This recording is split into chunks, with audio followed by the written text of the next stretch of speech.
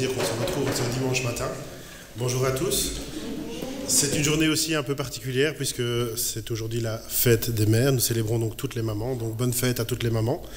Soyez en tout cas toutes et tous les bienvenus dans notre église, que vous fassiez partie des habitués ou que vous soyez de passage, bienvenue à vous.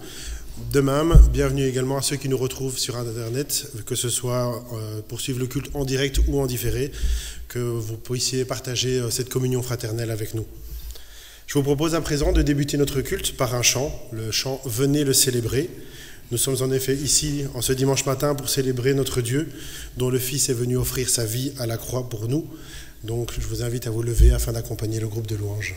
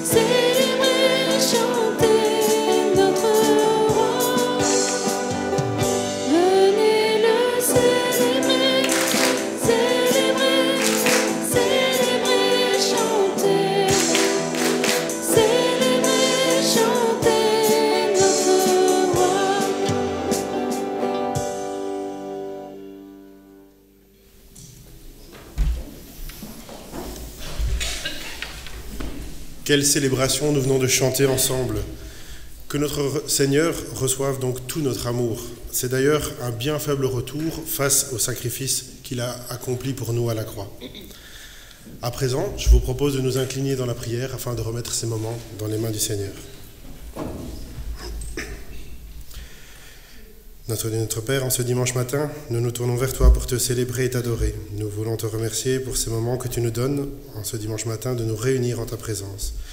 Merci de pouvoir le faire en toute liberté.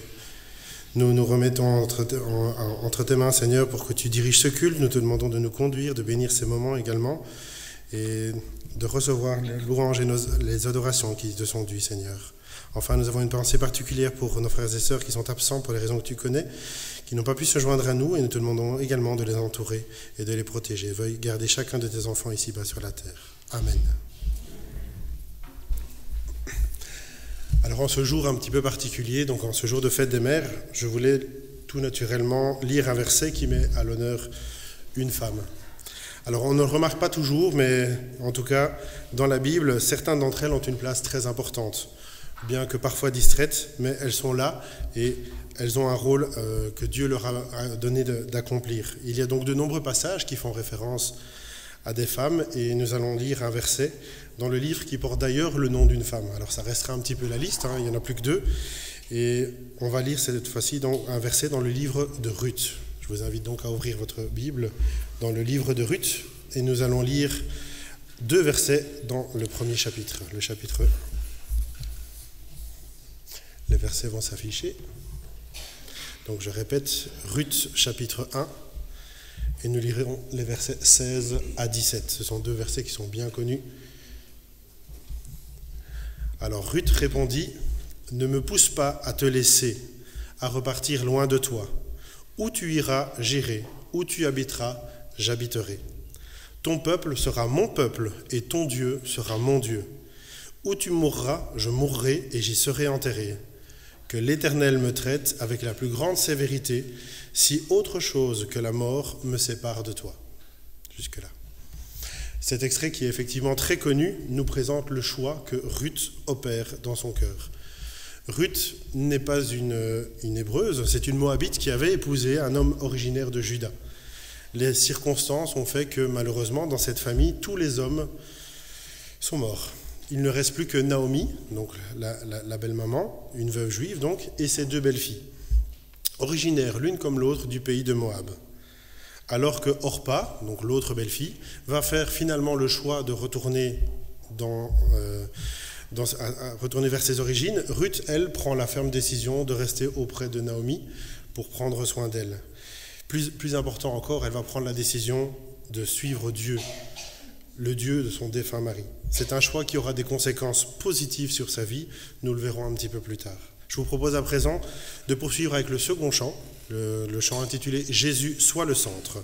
Je vous invite à vous lever pour accompagner le groupe de louanges.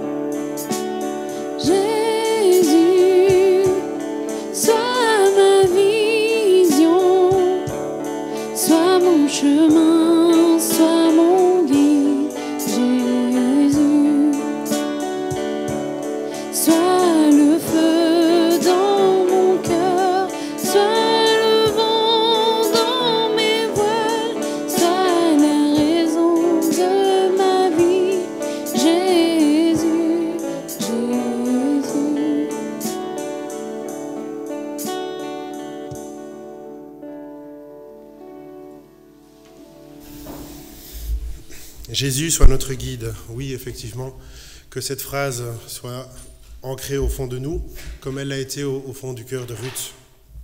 Je vous propose justement de poursuivre cette histoire en lisant de nouveau un petit court extrait au chapitre 2, cette fois toujours dans le livre de Ruth. Donc Ruth chapitre 2, et cette fois nous lirons le verset 11.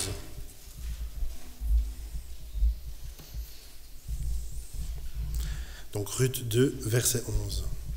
Boaz lui répondit : « On m'a rapporté tout ce que tu as fait pour ta belle-mère depuis la mort de ton mari, et comment tu as quitté ton père et ta mère et le pays de ta naissance pour aller vers un peuple que tu ne connaissais pas auparavant. »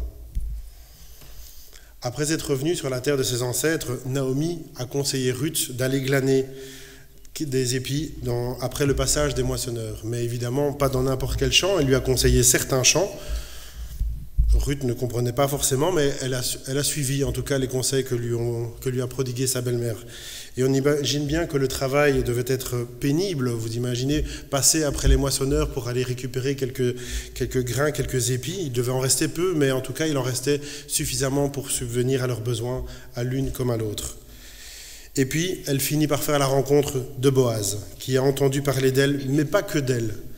On le remarque, il souligne d'ailleurs le fait de tout ce qu'elle a fait pour sa belle-mère. Il en a entendu parler.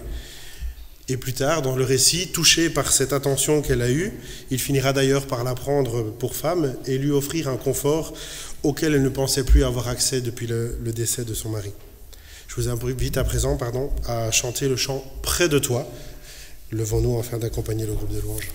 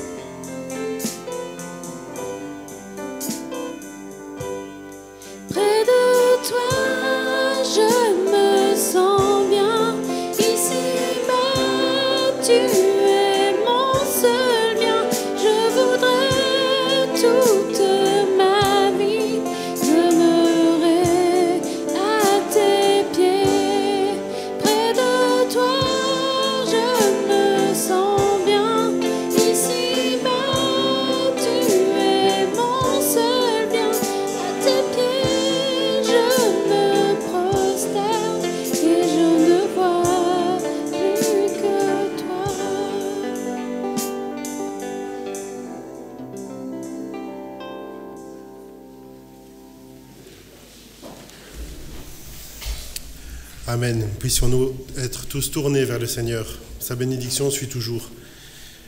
Et on va poursuivre enfin avec un dernier passage toujours pour parler de Ruth. Mais cette fois-ci, nous lirons dans le premier chapitre de l'évangile de Matthieu, au tout début du Nouveau Testament. Nous lirons les versets 5 et 6. Donc Matthieu chapitre 1, versets 5 et 6. Salmon eut Boaz de Rahab. Boaz eut Obed de Ruth. Obed eut pour fils Isaïe. Isaïe eut David. Voilà, Ruth, comme on l'avait dit tout à l'heure, une Moabite qui n'était pas du tout pressentie pour être dans les bénédictions du peuple d'Israël. La voilà qui se retrouve dans la généalogie du roi David. Quand on calcule un petit peu, on voit, c'est l'arrière-grand-mère du roi David. Donc alors que rien ne laissait présager à cela, mieux encore, si on poursuit notre lecture et qu'on va jusqu'au verset 16, nous pouvons constater que dès lors, elle fait tout simplement partie de la généalogie du Seigneur Jésus. Je vous propose à présent de poursuivre avec 2 chants successifs. Nous allons interpréter « Mon Dieu est si bon » ainsi que le chant « Lumière du monde ». Après quoi, je laisserai la place à notre pasteur afin qu'il nous apporte le message que Dieu a mis à cœur de nous communiquer. Je vous invite à nous lever pour ces 2 chants.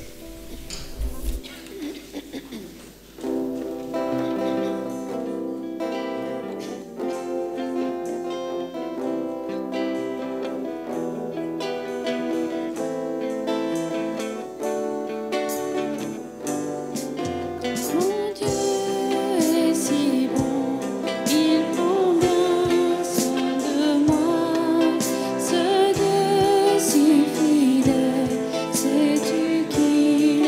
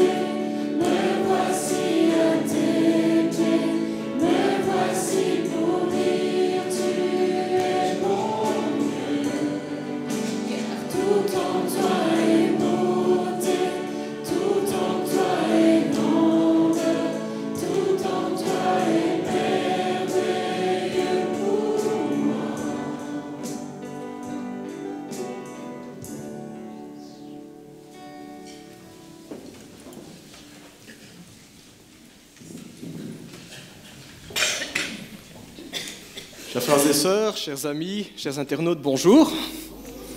Un jour un peu spécial aujourd'hui, un jour où nous voulons mettre à l'honneur les mamans. Alors nous voulons dire bonne fête à maman. Nous voulons honorer celles qui nous ont portés, celles qui nous ont aimés, celles qui nous ont accompagnés et qui continuent encore à nous accompagner.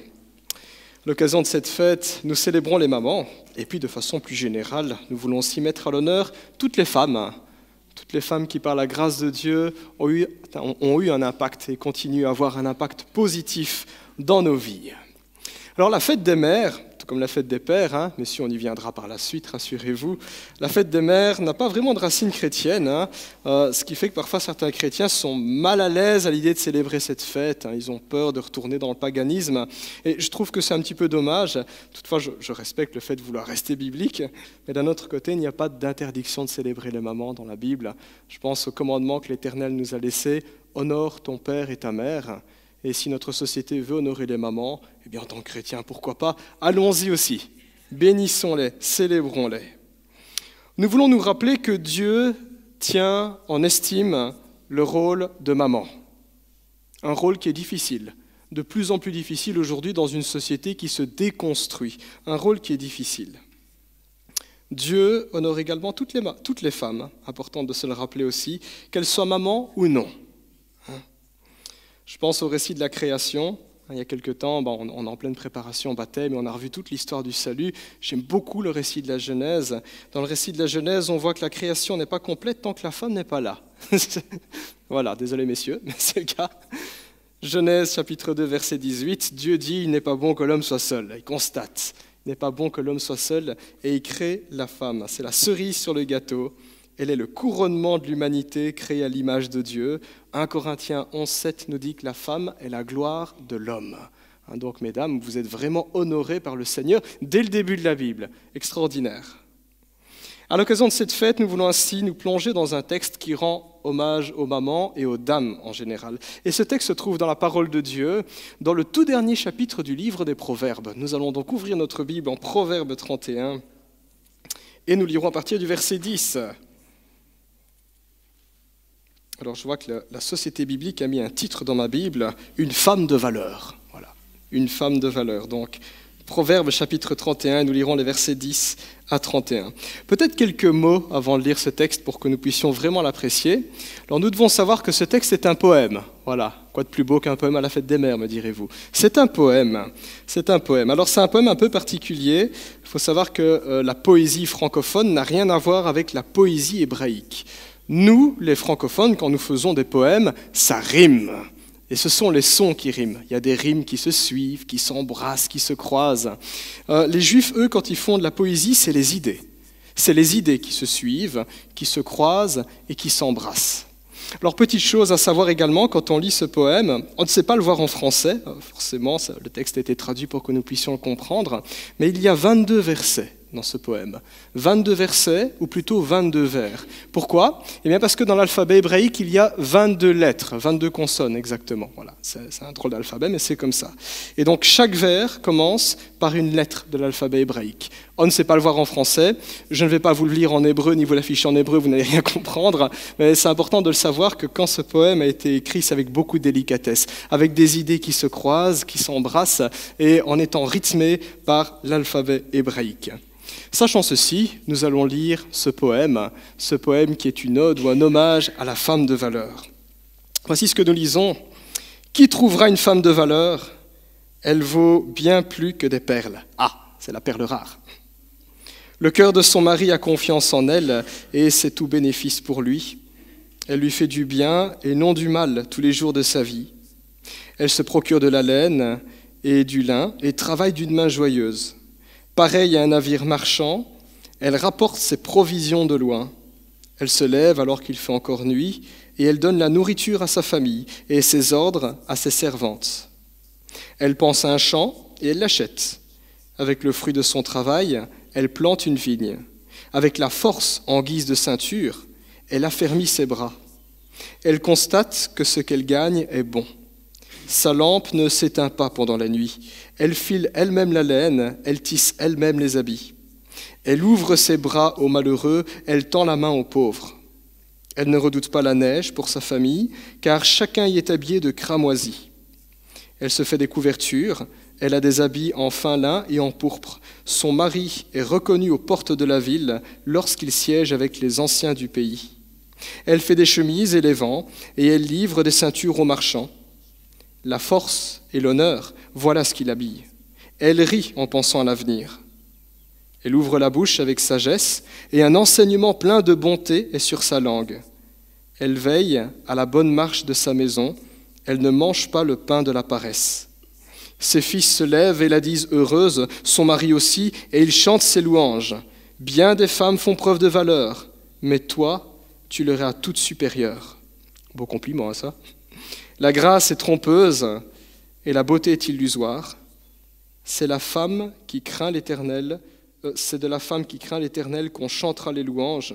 Donnez-lui du fruit de son travail et qu'aux portes de la ville, ses œuvres fassent son éloge.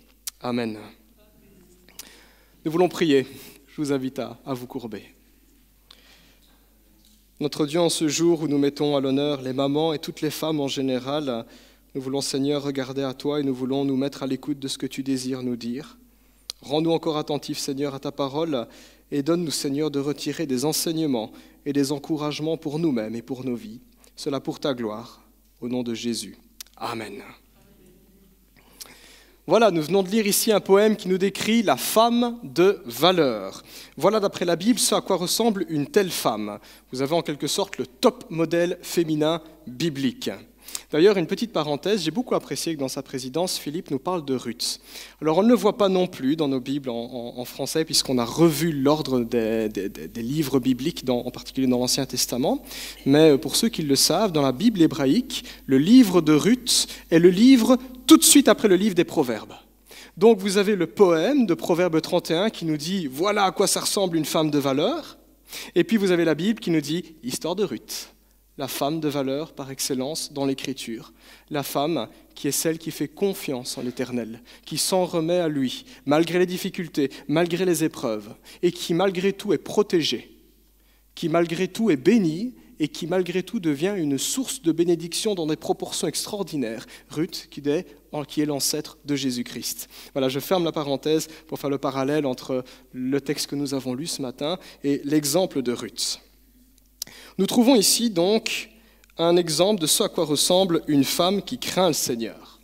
Alors bien entendu, je vais nuancer ces propos.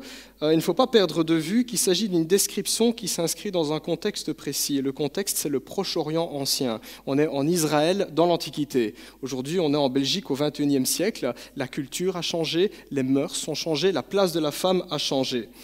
Quand vous lisez un petit peu ce poème, vous pouvez vous poser la question, mais elle dort quand, la femme de valeur ? Parce que la nuit, sa lampe reste allumée et elle est en train de préparer des vêtements pour habiller ses enfants. Donc je me dis, en fait, elle ne s'arrête jamais, la pauvre femme, elle n'a pas de vacances. Voilà, elle fait juste le ménage et c'est juste ça.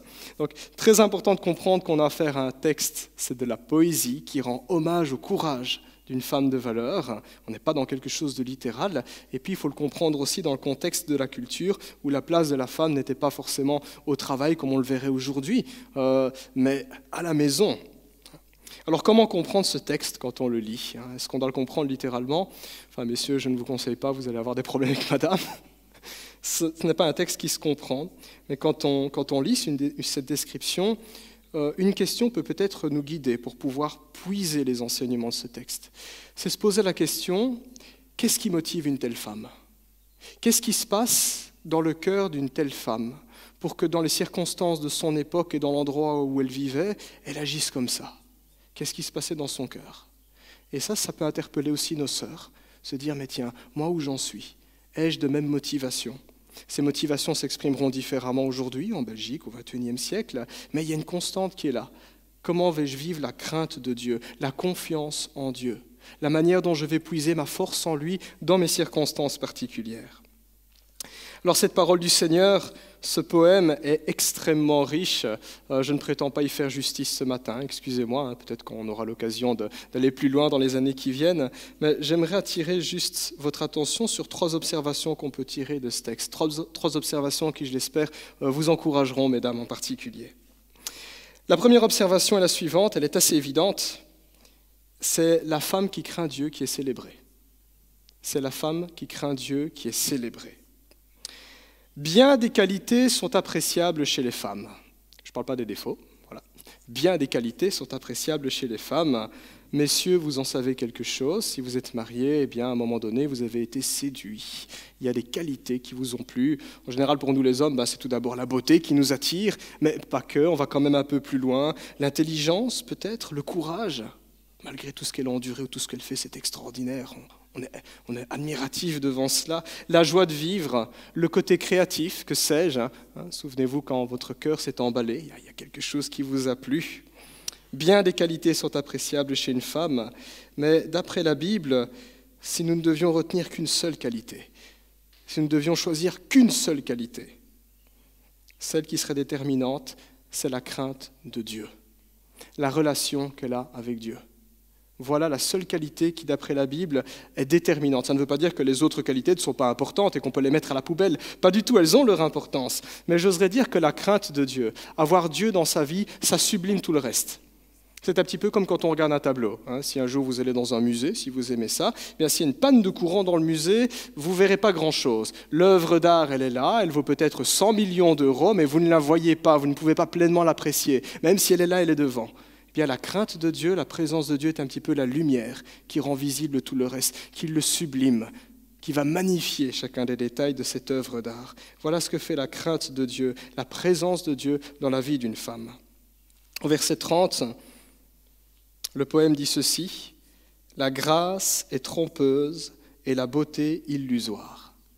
La grâce dont il est question ici, ce n'est pas la grâce de Dieu pour le salut, mais c'est quand on dit qu'une femme est gracieuse. Elle a des habitudes, des manières qui sont raffinées, délicates. Bien, la Bible dit « La grâce est trompeuse et la beauté est illusoire ».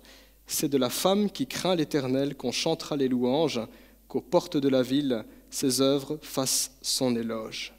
C'est là le plus important, nous dit le Seigneur. C'est là où il faut regarder, parce que la crainte de Dieu est source de vie, parce que la crainte de Dieu est source de bénédiction. Intéressant que le livre des Proverbes se termine avec ce thème de la crainte de Dieu. Si vous avez déjà lu le livre des Proverbes, vous savez que c'est par la crainte de Dieu que ce livre commence. Le chapitre 1 nous décrit un jeune homme inexpérimenté qui est en quête de la sagesse. Et la Bible nous dit que la crainte de Dieu est le commencement de la sagesse. C'est là que réside toute véritable connaissance. Et puis tout au long du livre des Proverbes, sur 31 chapitres, c'est une éducation à la sagesse, une éducation à la crainte de Dieu. On commence avec un jeune homme paumé, inexpérimenté, et on termine avec une femme mature, qui est une femme de valeur, qui craint le Seigneur, une femme qui est sage. Vous avez tout ce développement qui est là.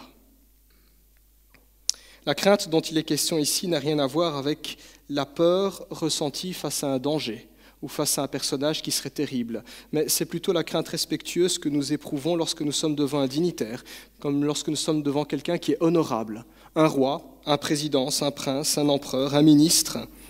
À ceci près que lorsque l'on parle de la crainte de Dieu, Dieu n'est pas un étranger pour celle qui le connaît. Dieu n'est pas un inconnu ou un anonyme. La Bible nous dit que c'est un père, c'est un berger, c'est un sauveur, c'est un bon maître. Et quand on écoute Jésus, c'est un ami. C'est le plus précieux des alliés que nous avons, le confident le plus certain. C'est une crainte qui est mêlée d'admiration. C'est une crainte qui est mêlée d'affection. C'est une crainte qui est mêlée d'adoration. La femme de valeur connaît Dieu, marche avec Dieu. Marcher avec Dieu, c'est-à-dire qu'elle suit sa parole. Elle obéit à ses commandements. Elle s'appuie sur ses promesses. Les promesses de Dieu ne sont pas simplement que des théories, mais elle construit sa vie dessus. Elle dit « Dieu a dit ça, donc je peux y compter, parce que Dieu n'est pas un menteur, parce qu'il est digne de confiance. » En toute chose, en toute situation, et vis-à-vis de toute personne, même les personnes les plus pénibles, à commencer par son mari, car il n'est guère aisé de vivre avec un pécheur, en étant soi-même pécheur, elle évite de faire le mal. Et la Bible nous dit que c'est cela la crainte de l'Éternel. Job 28 nous dit que la crainte de l'Éternel, la sagesse consiste à se détourner du mal. La crainte de l'Éternel est pure, plus pure qu'un diamant, dites-vous, plus précieuse qu'un diamant. La crainte de Dieu n'est pas soumise à l'érosion du temps. Nous vieillissons, hommes et femmes. C'est pas agréable de se regarder dans le miroir et de se dire quand j'avais 20 ans, je ressemblais à ça, quand j'ai 30 ans, je ressemble à ça, 40, et on voit le temps qui passe. Mais la crainte de Dieu, elle, non, c'est comme le vin. Quand elle est là et quand on le travaille, elle bonifie. elle bonifie. La crainte de Dieu constitue aussi l'endroit le plus sûr au monde, car il n'y a aucune place en dehors de la volonté de Dieu où nous soyons réellement et éternellement en sécurité. Et ça, c'est important pour une maman, parce que ce que veut faire une maman, c'est couvrir ses petits, c'est les protéger. La crainte de Dieu est une forteresse, nous dit l'Écriture, une forteresse, l'endroit le plus sûr au monde. La crainte de Dieu ne nous laisse pas non plus les mains vides, mais elle nous fait prospérer, elle est source de bénédiction. Il y a un chant qui dit « J'étais pauvre, mais tu m'as enrichi ». Il y a des chrétiens qui peuvent témoigner, ils ont commencé à partir de rien, ils sont arrivés comme réfugiés ou que sais-je, et quand ils regardent tout ce qu'ils ont dans le présent, ils peuvent se dire « L'Éternel est bon, ce n'est pas en vain que je le connais ». La crainte de l'Éternel est une véritable richesse. C'est pourquoi la femme de valeur est confiante. Quand on regarde au verset 21, on nous dit « Elle ne redoute pas la neige pour sa famille ». Bon, vous me direz, on est en Israël, il n'y a pas vraiment beaucoup de neige là-bas, sauf sur les hauteurs, mais il y a cette idée-là. Il n'y aura pas de froid qui s'abattra sur elle. Et elle se rit en pensant à l'avenir. Ce n'est pas qu'elle prend à la légère les affaires domestiques, ce n'est pas qu'elle prend à la légère les dangers qui pourraient frapper, mais elle connaît la bonté du Dieu qu'elle craint. Parce que cette bonté, elle y a déjà goûté. Et je repense à ce que le psalmiste dit justement dans le psaume 34,9. Le psalmiste dit « Goûtez et voyez combien l'Éternel est bon ». Craignez l'Éternel, tiens, il y a encore la notion de crainte de l'Éternel. Pourquoi devrais-je craindre l'Éternel ? Eh bien, le verset poursuit. Craignez l'Éternel, car rien ne manque à ceux qui le craignent. Voilà l'expérience de la femme de valeur. Ce n'est pas simplement sa croyance en disant « j'espère cela », elle le vit, elle est dans cette bénédiction. Marcher ainsi avec Dieu est une source de bénédiction, afin que nous aussi, nous puissions être en bénédiction pour d'autres. Et quand on lit le verset 20, c'est ce que l'on voit. Elle ouvre ses bras aux malheureux, elle tend la main aux pauvres. La femme de valeur est celle qui va relever les âmes abattues et qui va secourir ceux qui sont dans la détresse. Son cœur n'est pas fermé, son cœur est large. Pourquoi ? Parce qu'il est largement comblé en Dieu. Voilà donc le véritable trésor à chercher et à cultiver. Voilà la véritable beauté qui est intérieure, qui résiste au temps et dont les bienfaits s'étendent à tous les domaines de la vie et même au-delà, et qui peut profiter à un plus grand nombre. Ça déborde. Un petit peu comme quand le psaume 23 nous dit que ça débordera, ma coupe déborde. La crainte de Dieu est ce dont nos foyers, nos églises, notre société et le monde entier a besoin. Des femmes de foi qui ont le plus grand égard pour l'Éternel, des femmes de foi qui vont chercher la bénédiction là où elle se trouve, en Dieu. Et elle va la chercher pour les siens, pour elle-même et pour les siens, et qui s'en remettent à Dieu en toutes choses. Première observation que l'on voit dans Proverbe 31, c'est la femme qui craint Dieu qui est célébrée. Deuxième observation qu'on peut faire, c'est la femme qui bâtit son foyer qui est bénie. Ici, on a plutôt l'image de quelqu'un qui construit. C'est la femme qui bâtit son foyer qui est bénie.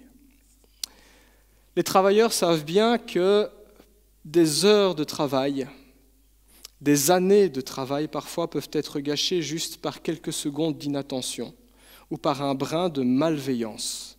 Il suffit d'un rien du tout pour mettre à terre ce qui aura fallu beaucoup d'efforts pour construire. Ainsi, il n'y a pas grand-chose pour rompre la confiance, pour détruire des projets, des entreprises, des amitiés, des couples, des familles, des églises et même des pays. Il ne faut pas grand-chose. Une femme de valeur n'est pas de celle qui détruit. Une femme de valeur n'est pas de celle qui bouleverse, qui chamboule. Ce n'est pas une trouble faite qui laisse dans son sillage désordre et souffrance. En été, vous allez probablement aller à la mer. Quand vous regardez à la mer, il y a souvent des petits bateaux, des petits hors-bords où il y a des gens qui font du ski nautique. Alors moi, j'aime bien observer, c'est le sillon qui laisse derrière. Vous avez toujours des vagues comme ça. Eh bien, il y a un sillon que nous laissons. Ce sillon, nous le laissons dans la vie des autres. Nous le laissons dans ce que nous apportons, là où nous nous trouvons, à l'église, au travail, à la maison. Eh bien, la femme de valeur ne laisse pas dans son sillon, dans son sillage, désordre et souffrance. Au verset 11, l'Écriture nous dit ceci, « Le cœur de son mari a confiance en elle, et c'est tout bénéfice pour lui. » Oserais-je dire qu'il oserait lui confier sa carte de crédit ? Je n'en sais rien, mais le texte nous dit « Le cœur de son mari a confiance en elle, et c'est tout bénéfice pour lui. » Elle lui fait du bien et non du mal tous les jours de sa vie. Elle donne la nourriture à sa famille et ses ordres à ses servantes. En substance, ici, ce qui nous est décrit, c'est l'activité d'une femme qui est digne de confiance. Elle est fidèle dans ce qu'elle est par rapport à son mari. Elle est fiable dans tout ce qu'elle fait. C'est quelqu'un sur qui on peut compter, son cœur est loyal, son cœur est bienveillant, c'est une intégrité qui est sans faille, c'est tout simplement l'amour qui est mis en action ici. Non pas l'amour en théorie, mais un amour sincère, altruiste et dévoué qui construit la vie des autres. Une femme de valeur est une femme qui apporte une plus-value autour d'elle. Sa présence fait la différence. C'est le genre de femme dont on peut dire on est content de la connaître. On est content de savoir qu'elle est dans l'église. On est content de l'avoir pour épouse. J'aime beaucoup comme elle est décrite dans le poème. Ses fils se lèvent et la disent bienheureux. Son mari aussi, et son mari la complimente. Sa présence et son action rendent la vie des autres plus agréable parce que sa présence construit, bâtit, mais ne détruit pas. Cette thématique de la femme qui construit est très importante aussi. Si vous avez déjà lu le livre des Proverbes, eh bien, vous avez aussi des proverbes qui nous parlent de la femme qui est insensée, la femme qui ne craint pas l'Éternel. Et elle nous est décrite comme celle qui bouleverse son foyer. Elle est querelleuse. C'est pour elle que l'Écriture dit « Mieux vaut vivre à l'angle d'une rue que sous le toit d'une femme querelleuse », nous dit l'Écriture. Quelques exemples sont donnés dans la Bible de ce genre de femme. Jézabel, par excellence, qui est une des pires femmes dans la Bible, c'est elle qui a incité son mari, le roi Akab, à détourner tout le peuple d'Israël dans l'idolâtrie, adorer Baal et Astarté. C'est elle également qui fera assassiner Naboth. Son mari voulait une certaine propriété qui appartenait à un certain Naboth, et elle s'occupera, elle s'arrangera pour faire assassiner un tel homme. Athalie, mauvaise roi également, Juda, s'arrogera le pouvoir, fera exterminer tous les descendants royaux. Les femmes de Salomon, l'homme le plus sage de toute l'histoire de l'humanité. Il finit mal. Il finit mal pourquoi ? L'Écriture nous dit que ce sont ces femmes qui détournèrent son cœur de l'Éternel. Ainsi, bien que le leadership soit confié à l'homme dans la Bible, la femme n'est pas sans rien, car il lui appartient d'exercer une influence qui est tout aussi importante, tout aussi cruciale, tout aussi vitale et complémentaire. C'est ce qu'on appelle en politique le soft power. Voilà, c'est un langage très politique, mais j'oserais dire que Dieu a donné cette capacité toute particulière aux femmes, le soft power, qui peut réellement faire la différence. Il y a le hard power, c'est quand deux armées s'affrontent, c'est quand deux partis politiques font un bras de fer, c'est quand deux chefs politiques s'affirment, c'est ce qui est visible, ce qui est officiel. Le soft power, c'est ce qui se passe dans les coulisses. Et c'est tout aussi important. J'oserais même dire que bien souvent, le plus important se joue dans les coulisses. Cette influence qui est plus discrète n'en demeure pas moins un canal par lequel Dieu peut sauver, parfois même des situations, des familles, des pays, des nations, par lesquelles Dieu peut déverser la bénédiction lorsqu'une femme craint Dieu, lorsqu'une femme se met à disposition de Dieu. Quelques exemples dans la Bible. Vous avez le jeune Timothée, qui est quand même un personnage assez important dans le Nouveau Testament. L'apôtre Paul écrira une lettre et il lui dira qu'il se souvient de sa foi sincère qui est en lui. Et il dit, cette foi qui est en toi demeurait d'abord chez ta mère et chez ta grand-mère. Timothée ne serait pas devenu ce qu'il était si sa mère ne craignait pas le Seigneur, si sa grand-mère ne craignait pas le Seigneur. L'Écriture ne dit-elle pas non plus qu'une épouse croyante peut gagner à Christ son mari incroyant par sa façon de vivre ? Première épître de Pierre, chapitre 3, verset 1. On n'est pas dans le rapport de force, en disant « repens-toi païen » et en donnant des coups de Bible à son mari à chaque fois. Mais la Bible nous dit par votre manière de vivre, douce, respectueuse. Montrez la puissance de l'Évangile à votre mari. Un des plus grands exemples de la Bible aussi de cette influence discrète dans les coulisses et qui pourtant était déterminante, c'est Moïse. Moïse, c'est pas n'importe qui, c'est le personnage le plus important de l'Ancien Testament avec Élie, le représentant de la loi, et Élie, le représentant des prophètes. Comment son histoire commence ? Avec des femmes. Regardez Exode chapitre 1. Le pharaon décide de détruire, de tuer, il leur donne l'exécution de tous les garçons juifs, de tous les bébés garçons. Sa maman décide de désobéir et elle lui prépare une boîte et elle le dépose sur le Nil. Ensuite, il est trouvé par des femmes, la fille du pharaon. Et puis c'est une femme, la sœur de Moïse, qui se rend compte de ce qui se passe et qui va trouver la fille du pharaon. Et c'est encore une femme, sa maman, qui devient nourrice. Toutes des femmes qui défient l'homme le plus puissant du monde à cette époque, le pharaon. Et donc, dans tout ce qui était fait dans les coulisses, eh bien, Dieu s'en est servi pour sauver son peuple. L'influence d'une femme de valeur est une influence qui est subtile, qui est précieuse, mais qui fait la différence et dont on a besoin. Pour vous, messieurs, vous le savez bien, parfois quand la moutarde vous monte au nez et que vous apprêtez à dire des choses pas très chrétiennes, heureusement parfois que madame est là pour dire « Chérie, calme-toi ». Et puis on se dit « en fait, oui, elle a raison ». C'est ce genre d'influence. Encore aujourd'hui, nos églises ont besoin de cela, nos foyers ont besoin de cela, le monde a besoin de ce genre de femmes qui littéralement mettent leur pierre à l'édifice, là où d'autres femmes sont occupées à donner des coups de burin. Des coups de burin. Notre monde, et malheureusement nos églises aussi, ne manquent pas de malveillance et de méchanceté. Indiscrétion, parler dans le dos, les ragots, les potins, la jalousie, ce genre de choses. Le monde est plein de malveillance et l'Église, parfois, on en trouve aussi. La femme de valeur, elle ne mange pas de ce pain, mais elle se range du côté des constructeurs, de ceux qui, avec l'Éternel, bâtissent. Quand vous lisez le livre de Josué, on connaît bien certainement Josué 24-15, Josué arrive à la fin de sa vie et il convoque le peuple d'Israël. Et c'est aux hommes qu'il s'adresse en particulier, puisque dans la Bible, les hommes sont appelés à prendre les choses en main, à diriger, à conduire, aussi bien dans l'Ancien que dans le Nouveau Testament. Et Josué dira de la part du Seigneur aux hommes, il va les exhorter à obéir à Dieu et clôturera en disant son choix. Moi et ma maison, nous servirons l'Éternel. J'oserais dire que la femme de valeur est celle qui se dit je veux aller dans cette direction, je veux participer, je suis disponible. C'est donc la deuxième observation que l'on peut faire de ce texte, c'est la femme qui bâtit son foyer, qui est bénie. Troisième et dernière observation, une femme de valeur ne reste jamais seule bien longtemps. Une femme de valeur ne reste jamais seule bien longtemps. Verset 10 nous dit, le tout premier verset nous dit « Qui trouvera une femme de valeur ? Elle vaut bien plus que des perles. » C'est la question qui mérite d'être posée. Où puis-je trouver la perle rare ? Parce que ce genre de femme existe bel et bien, mais ne court pas les rues. La femme de valeur n'est pas celle qui aurait atteint des sommets spirituels.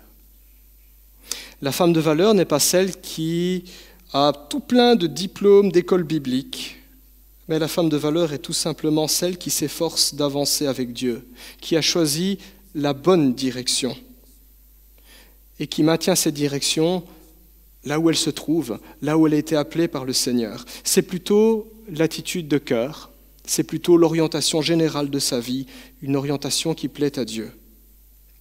Et c'est ce qui fait sa rareté, parce qu'elle vit à contre-courant du monde. Le monde est un petit peu comme un long fleuve, et le courant, tout le monde suit ce courant. J'oserais dire que la femme de valeur est celle qui avance à contre-courant. Ses priorités sont différentes. Elles ne sont pas les plaisirs et les distractions, mais c'est le royaume de Dieu et sa justice. Elle ne court pas après la dernière mode ou la dernière nouveauté, mais après le Christ. Cela ne signifie pas que sa vie n'est pas faite de joie et de plaisir, que du contraire, elle nous est décrite comme une femme joyeuse, satisfaite du fruit de son travail, mais elle a compris la véritable valeur des choses, et elle sait que le monde ne peut rien lui offrir qui soit éternel. C'est peut-être pour ça qu'on aime bien les diamants, parce qu'on croit que les diamants sont éternels, mais même ça ne l'emporte pas. Ce genre de femme constitue pour ses pairs, j'entends par là les autres femmes, ceux qui la côtoient, son voisinage, ses amis, ses proches. Ce genre de femme constitue une amie qui est fidèle, une confidente dont l'écoute est bienveillante et dont les conseils sont précieux et peuvent véritablement influencer positivement la vie des autres. Ce genre de femme, pour les plus jeunes, peut constituer une mentor, une mère spirituelle qui pourra les aider à faire les bons choix sur le chemin compliqué de la vie. Verset 36, on nous dit de la femme de valeur, elle ouvre la bouche avec sagesse et un enseignement plein de bonté est sur sa langue. Vous savez, c'est une bénédiction quand une jeune femme a une mentor et qu'elle peut demander « mais toi, comment tu ferais dans telle ou telle situation ?» avec ton mari, avec tes enfants, ou alors par rapport au travail, ou dans telle situation avec le Seigneur. C'est une bénédiction. Et c'est une grande joie pour vous, mesdames, qui avez atteint un certain âge, une certaine maturité, quand vous pouvez transmettre ce que le Seigneur vous a montré, ce qui était en bénédiction pour vous, et de se dire, tiens, ça profite aussi à d'autres. C'est aussi votre joie, votre récompense. Dans nos églises évangéliques, les générations sont souvent présentées comme antagonistes, incompatibles. Et le monde va dans ce sens-là. On essaie de nous dire, c'est pas toujours, on dit qu'il faut se remettre à la page. Autant de groupes différents, ayant des attentes spécifiques, ayant une vision du monde différente. On nous parle des boomers qui sont nés après la Seconde Guerre mondiale. On nous parle de la génération X qui est née dans les années 60. La génération Y, c'est la mienne, qui sont nés dans les années 80. Et les Z, qui sont nés dans le début des années 2000. Chaque génération ayant des expériences communes, une vision commune. Les anciennes générations ont parfois tendance à se montrer critiques vis-à-vis des nouvelles, sans tenir compte que le monde est devenu beaucoup plus compliqué qu'avant. Les choses ne sont plus aussi stables qu'avant, les choses vont très vite, trop vite, il n'y a plus les mêmes repères qu'avant. Et parfois, la tentation pour les sœurs plus âgées est de mépriser les plus jeunes en disant « elles ne sont pas respectueuses, elles ne sont pas courageuses, pas comme nous étions avant ». Le monde a changé, les défis ont changé. Les nouvelles générations, quant à elles, ont tendance à ignorer les précédentes, à les déprécier, oubliant que leurs sœurs plus âgées ont quand même quelques kilomètres au compteur et que profiter de leur expérience et de leur soutien permet de prendre des raccourcis dans la vie. Cette expérience, on l'accumule à coups d'essais et d'erreurs. Quand une personne plus âgée vous donne un conseil, eh bien vous n'aurez pas besoin de faire tous ces essais et ces erreurs. Vous avez pris un raccourci dans la vie. C'est ça aussi, se mettre à l'écoute de la génération, des générations qui nous ont précédés. La Bible nous invite ainsi à voir les choses autrement, à se soutenir mutuellement, à créer du lien. Dans ce lien où la réalité du verset 36 peut devenir concret, elle ouvre la bouche avec sagesse et un enseignement plein de bonté sur sa langue. Et je pense que nous avons un terrain idéal dans l'Église, en tant que chrétiens, en tant que frères et sœurs en Christ, pour voir cela. Une femme de valeur ne restera ainsi jamais seule, car naturellement elle se soucie de ses pairs, comme Jésus s'en soucie.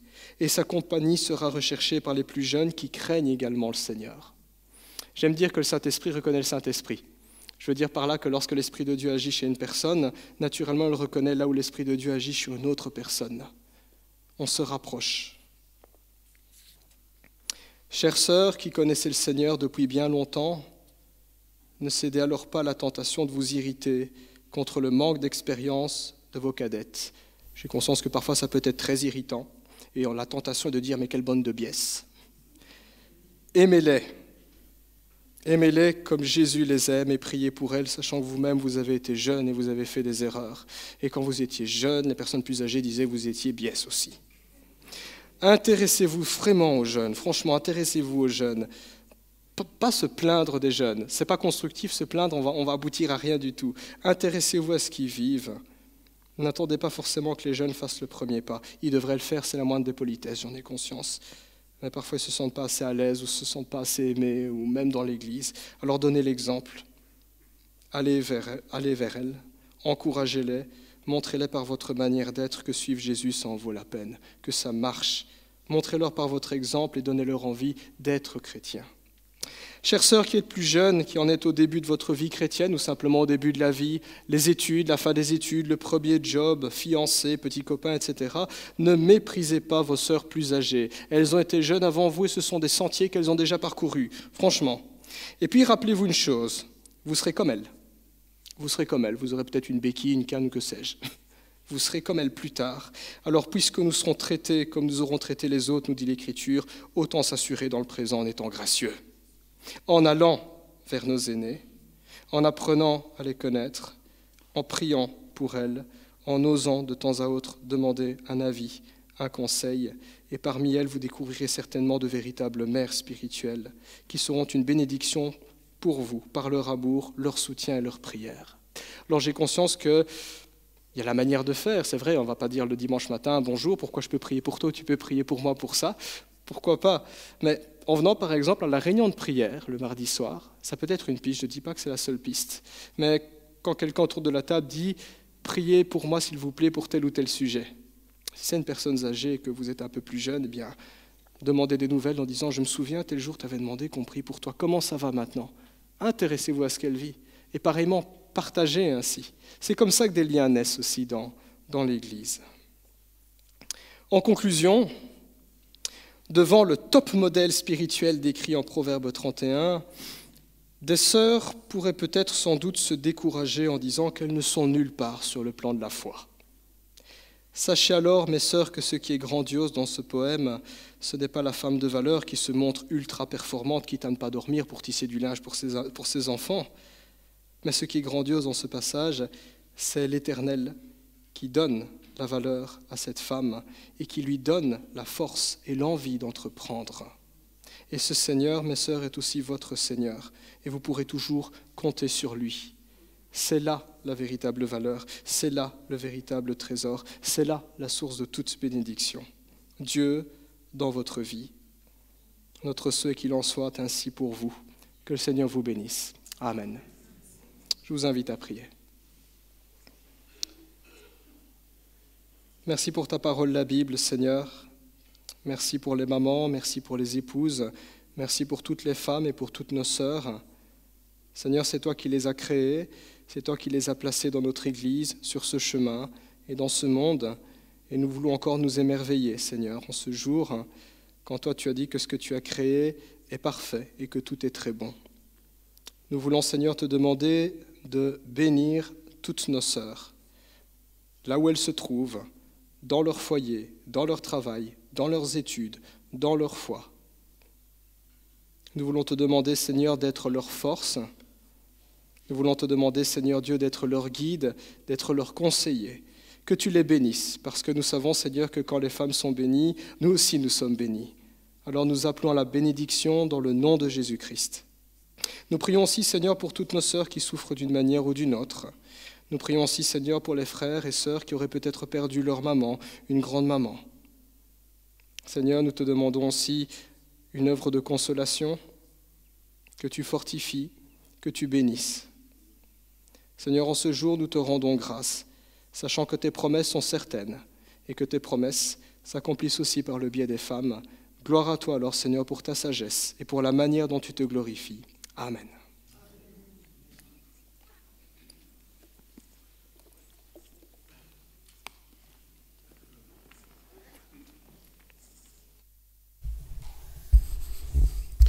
Merci beaucoup, pasteur, pour ce beau message d'amour.